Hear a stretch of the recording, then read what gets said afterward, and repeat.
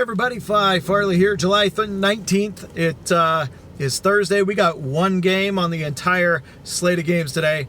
Coming back after the All-Star break. It's good to be back. It's good to get a video out there, and I'm excited about this one. Though I don't always like taking a favorite on an isolated game, but I do have a pick today. Let me go through the why here in just 1 second. Let me say thanks to all the subscribers. It's good to be back, and hopefully you get some value out of this video as well as the other videos I've been posting out there. All right, so today we got Carlos Martinez on the mound going against Kyle Hendricks at home. What's interesting about Martinez, better road ERA than home ERA. He's had that consistently over the last 3 years, a 3.05 ERA over the last 3 years on the road, where he has a 3.44 ERA at home.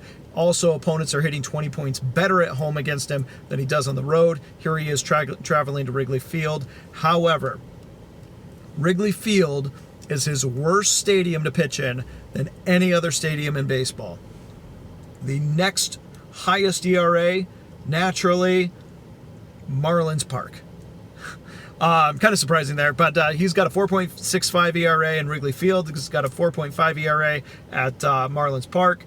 We're talking about 5 starts there at Wrigley, and again, posting that 4.65 ERA, 31 innings, 33 hits.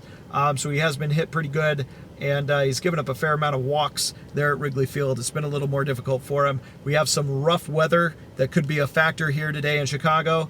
But as far as Martinez goes, great pitcher on the road, however, struggles at Wrigley Field.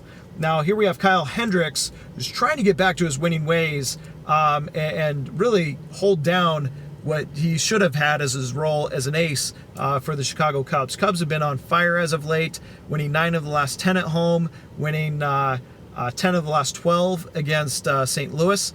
Meanwhile, St. Louis losing 10 of the last 16, have really struggled, pitching with over a 5.0 ERA over the last 16 games as well. Meanwhile, Chicago Cubs have really risen to the top as of late, posting the highest run total over the last month with a 6.8 average runs per game in that span. So here we are, a hot team looking to make a playoff run. They may make a move or two here to solidify their team as they go into the postseason. They are now sole owners of first place in the Central. St. Louis is on a different track, recently firing their manager Matheny. They're running with Schultz now, and we'll see how they respond going into Wrigley Field and into Chicago. They're going to have a tough set here out of the gates. Kyle Hendricks pitching at home is fantastic, always has been.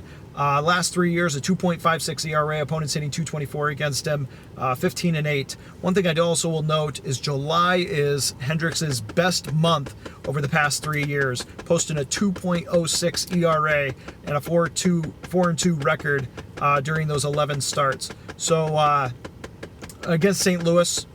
over the past 3 years, has had a fair 3.43 ERA, 42 innings, only 33 hits. And St. Louis hitting 220 against them. All those things said, both Chicago being hot, St. Louis being cold, Hendricks at home, and Carlos Martinez and his poor history at Wrigley Field leans me towards the Chicago Cubs run line at a plus 125 today. That's what my book has it at. Get it while you can. We are seeing a lot of money coming in on Chicago. I don't like that, especially in an isolated game, but I'm going to take my chances with Chicago today, minus the 1.5 runs. All right, looking forward to a good second half. I'm going to be upping my picks as we get into August, and even more so as we get into September. It's a winning strategy when the way I've done it over the last 20 years. So keep posted, keep subscribed, and watch the picks as we get into August, September. I love it. I don't think there's another better strategy for Vegas and for winning in sports betting than August and September baseball. All right, good luck, everybody. I'll see you again soon.